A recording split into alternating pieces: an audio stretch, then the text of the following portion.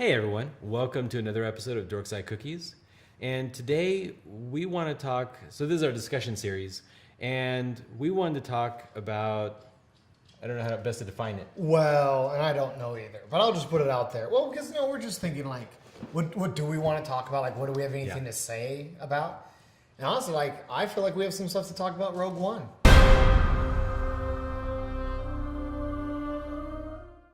Yeah. Because, I mean, Rogue One's out. And so this is a reaction video to the reaction videos.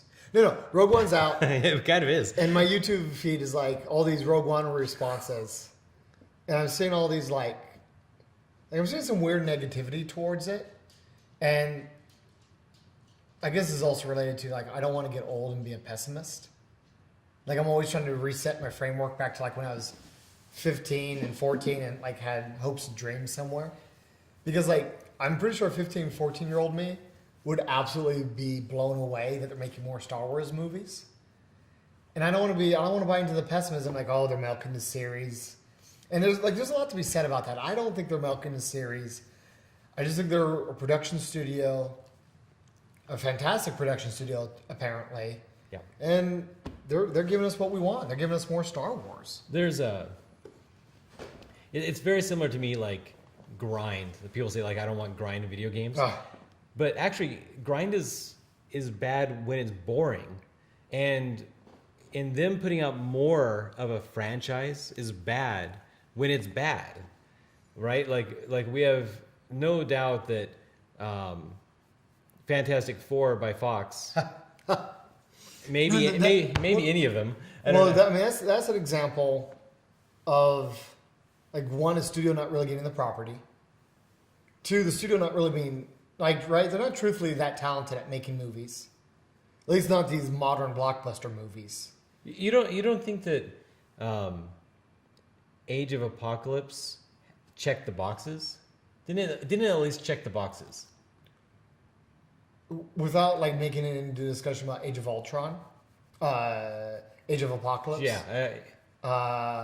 Age of Metallo. No. I forget what movie we're talking about.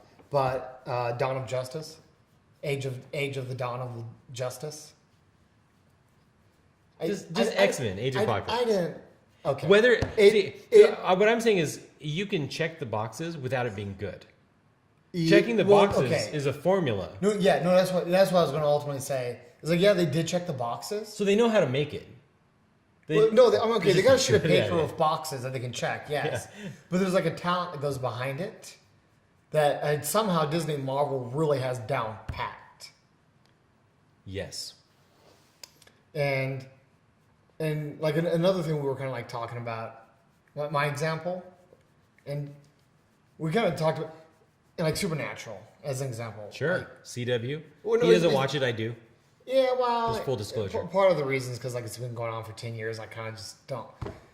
I know if I get hooked, I will lose about 2 weeks of my life catching up, and I don't want to go through that. But it's been around for 10 seasons, and and if it's still good, you know better than that. If it's still good, I don't think anybody's going to be like, "Man, CW, you're milking this series. Why are you giving me more of the thing I like?" But plenty of people do.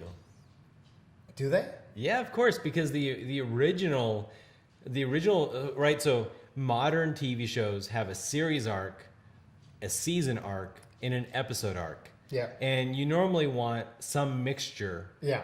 All the way up. So something in there like is feeding the season arc. And, yeah. And you see it all the time, right? The last 4 minutes of an episode has something for the season arc, or sometimes even the series arc. Normally, the series arc is one whole episode dedicated to something related to that the series character arc. growing or whatever. Yeah. So, Supernatural's series arc, that's done like 3 seasons ago, I think. Maybe 4. It's been a while.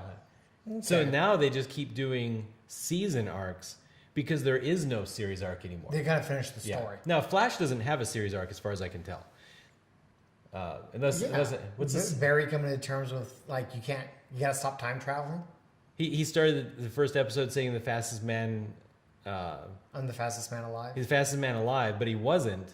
So maybe that's the series arc. is by the end he's actually beaten all the other Well, no, actually, speedsters. they kind of have a series arc. It's that newspaper article about him disappearing. And they haven't. That's true. Everything that's happening, they barely, but they do tie back into it. Everything that's happening is supposed to show us how we get to that news article. So once that gets resolved, then the series is over.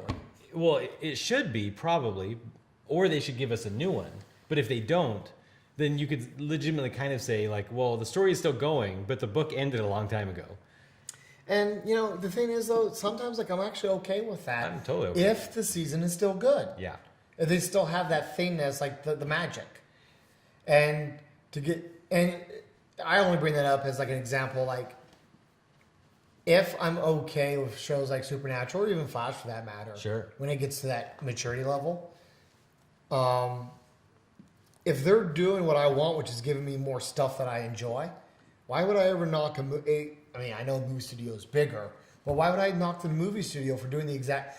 I would say the movie studio is even closer to finally doing what I've always wanted, which is, right, like I think I told you before, like in my dream world, movie studios would kind of like figure it out, and they'd shoot Star Wars as like a bunch of 40...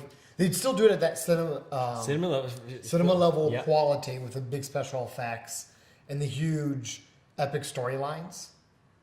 But they'd shoot them in like 45-minute episodes, release one a month.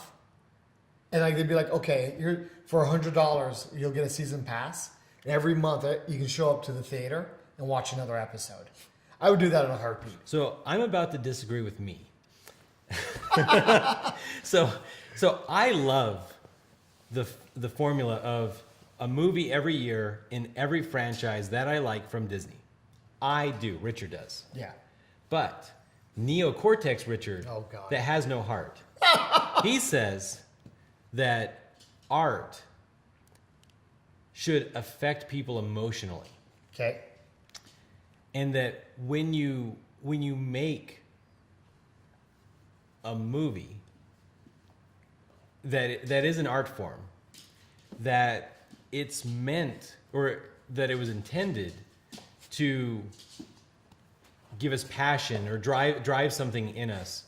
And what Supernatural is turned into, what Star Wars is turning into, is instead of it being art that gives us these great emotions and leaves something permanently like in our psyche, maybe affects culture for decades or maybe forever, like the first Star Wars movies did, that now they're turning into reality TV, where instead they're a view on a fictional universe that we want to keep seeing what happens next.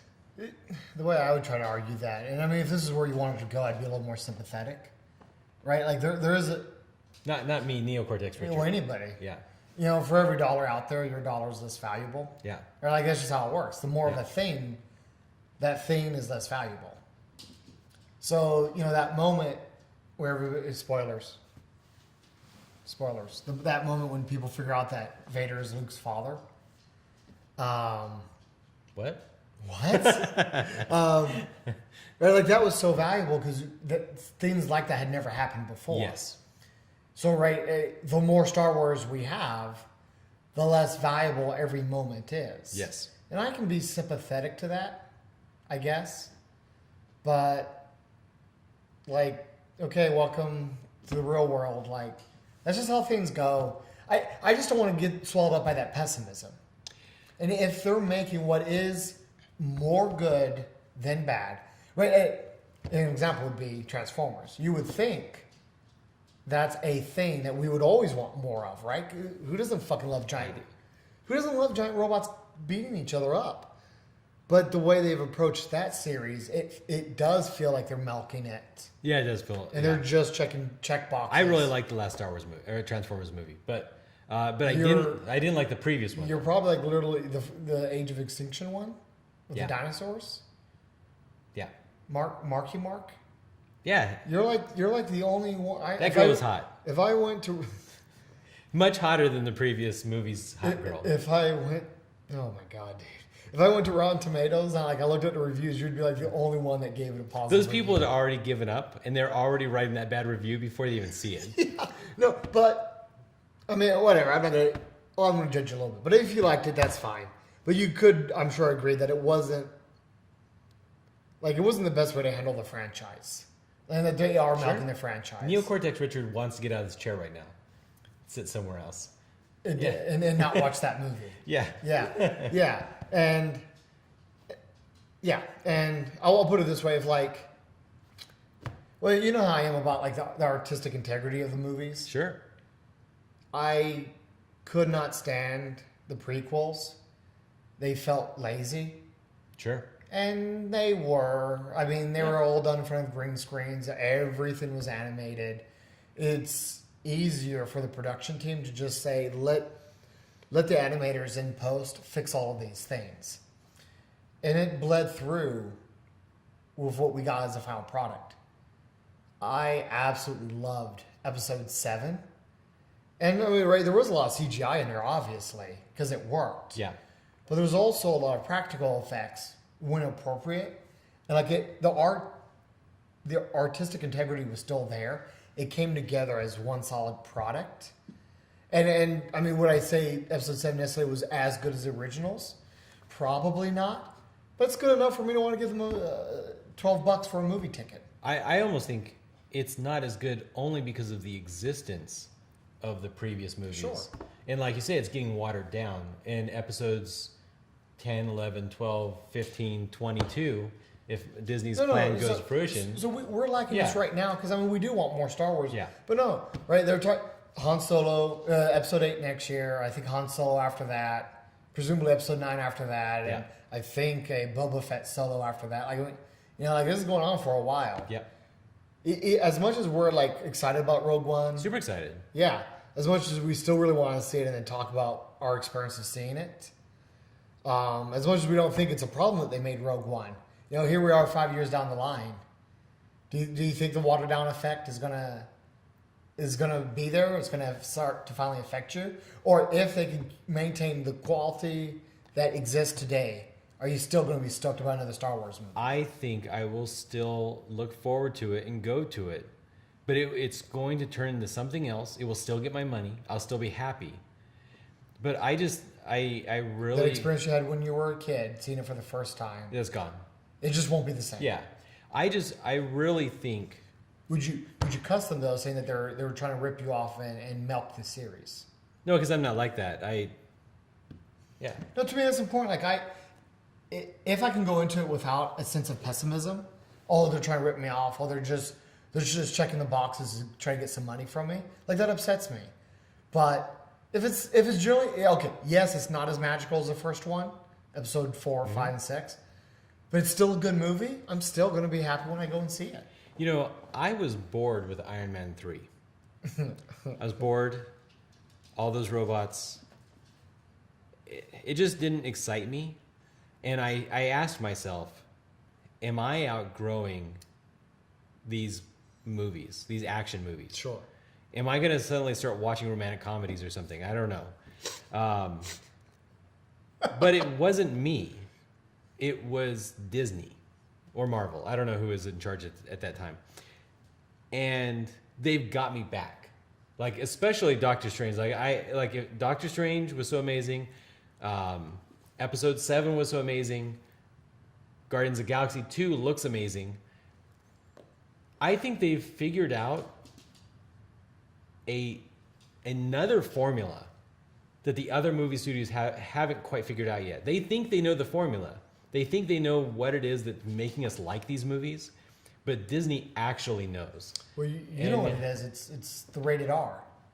Oh yeah, all you have to do is everything is make it rated R. Yeah, I mean Hugh Jackman took a pay cut for Logan, so it could be rated R, and like I immediately was like, okay, this is gonna be a bad movie because that means now you're gonna have decapitations and stuff and blood spurting out not because the movie kind of needs it or it's appropriate. They're just gonna do it because rated R sells. This is you know what I respect about that though? What I really respect about it is I like this idea, right or wrong, that Ryan Reynolds kind of could care less if any of us liked his movie. He wanted to see himself as Deadpool and enjoy making the movie and feel like, yeah, that was me up on the screen in an empty theater. It wasn't empty, it was full to the brim, but at the time he didn't care. And I kind of think like Hugh Jackman, part of him thinks of himself as Wolverine now.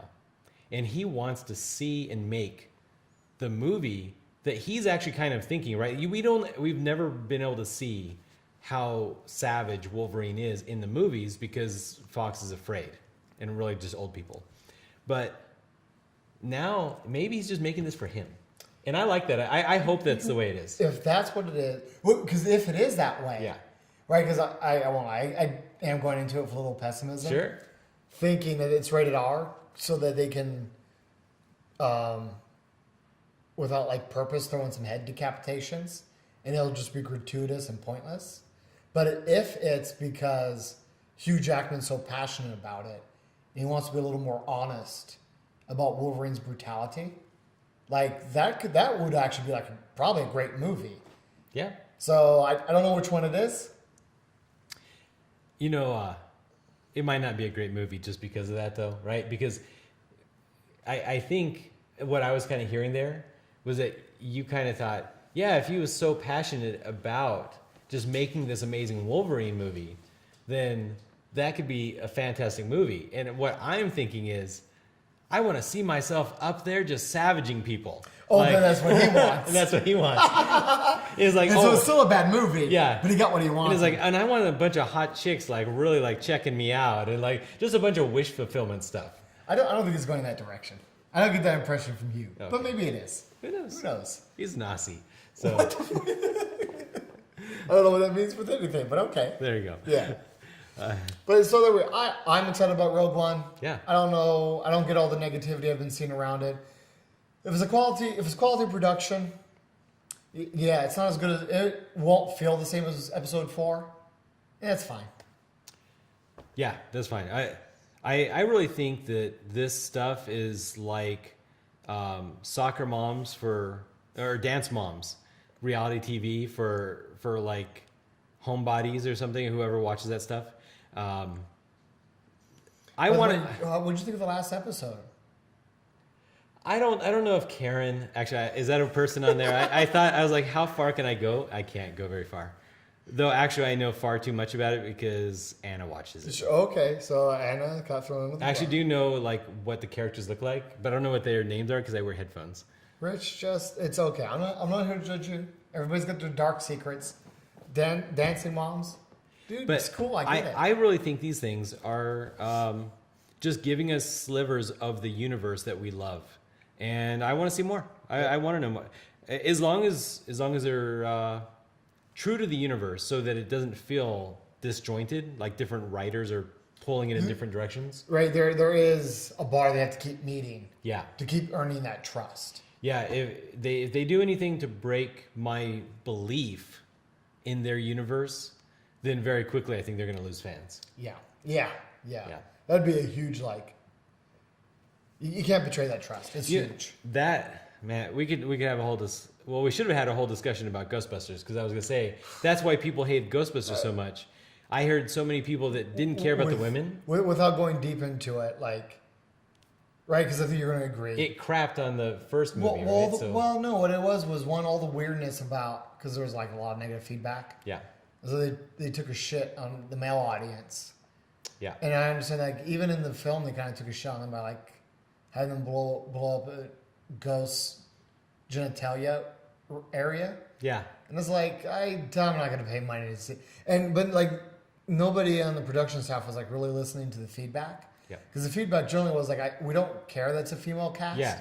But you're not doing... Like, Ghostbusters, it's just so... It might sound kind of dumb, but there's, like, a type of way Ghostbusters did the comedy. And that's what the fan base, like, loved. Yep. And if you're kind of, like, taking the comedy into, like, a more slapstick, stand-up perspective, like, people don't care about that because that's not what they go to a Ghostbusters movie about. They're going for more of a kind of a weird, dry humor. Yeah. So, like, that's one. Like, I'm not happy about the humor. Number two, and this is more back to, like, my roots, Is that right? And it's the limitation of the time, but all the effects were practical. But no, they had a huge impact on the way the film played and the sort of set pieces they did because of the limitations of these special effects. Is the difference between episode 1 and A New Hope. Episode 7, right? Episode 7 did use lots of special effects, but a lot of practical effects when appropriate. Episode 1 just did special effects, just CGI. Yeah, no. It felt like Ghostbusters, the new one, did just CGI all the time, every time. Because why would they do a practical effect? No, they probably had the dial turn too far in one direction. And that was another piece of the feedback. And that's like, but to tie everything up, like that's what you were saying about, like that's an example of kind of like not respecting what made the series great, what made people love. It's got to feel true. Yeah, to the spirit of what it is. When they changed the comedy, when they went so heavy on the CGI, it didn't feel true to what people loved about Ghostbusters. And you saw how bad the response was. Yep. And that's what happens. And if Star Wars does that, they will get the same sort of negative feedback. Yep. And with that, I think we're done on this topic. Yeah. Till next time. Till next time. This has been Dorkside Cookies. And we do have cookies. That makes me laugh every time.